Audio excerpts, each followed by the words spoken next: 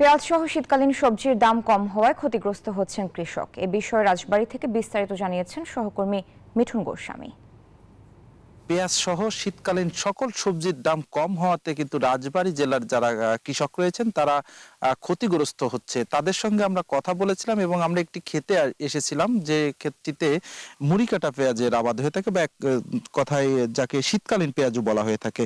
এছাড়াও এর পাশে আমরা লাউ, সিম, ঝিঙ্গা বা ফুলকপি, বাঁধাকপি এই ধরনের বিভিন্ন ক্ষেত দেখেছি। সেখানেও দেখেছি যে কৃষকরা দাম না পাওয়াতে অনেকটাই কিন্তু ক্ষতিগ্রস্ত হচ্ছে। এছাড়াও আলুর চাষ দেখেছি, আলুর দাম কমতে শুরু করেছে, তবে আলুটি উঠাতে বাধ্য হচ্ছে ঘন কুয়াশার কারণে, কিন্তু সেটি নষ্ট হয়ে যাওয়ার কারণে। এছাড়াও এই মুড়ি কাটা যে পেঁয়াজটি আমরা দেখাচ্ছি, এই পেঁয়াজটি কিন্তু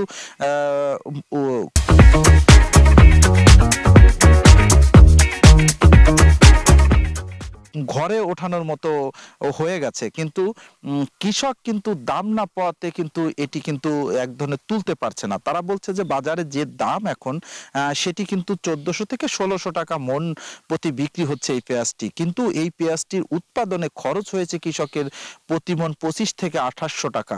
কারণ চলতি মৌসুমে কিন্তু এই মুড়ি কাটা পেঁয়াজের যে গটি পেঁয়াজ বা বেচন বলা হয়ে থাকে, এটির যেমন দাম বেশি ছিল, সার কীটনাশক এগুলোও কিন্তু সংকট ছিল। সব মিলে যদি কি বলি যে কৃষক কিন্তু প্রতিটা চাষেই ক্ষতিগ্রস্ত হচ্ছে। তা এছাড়াও যে কয়েকদিনের যে ঘন কুয়াশার কারণে কিন্তু কৃষকদের যে সব শীতকালীন শুধু সবজিই নয়, শীতকালীন যেমন সরিষা সহ নানান আবাদ হয়ে থাকে, এইগুলোতেও কিন্তু উৎপাদন ব্যাহত হওয়ার সম্ভাবনা রয়েছে।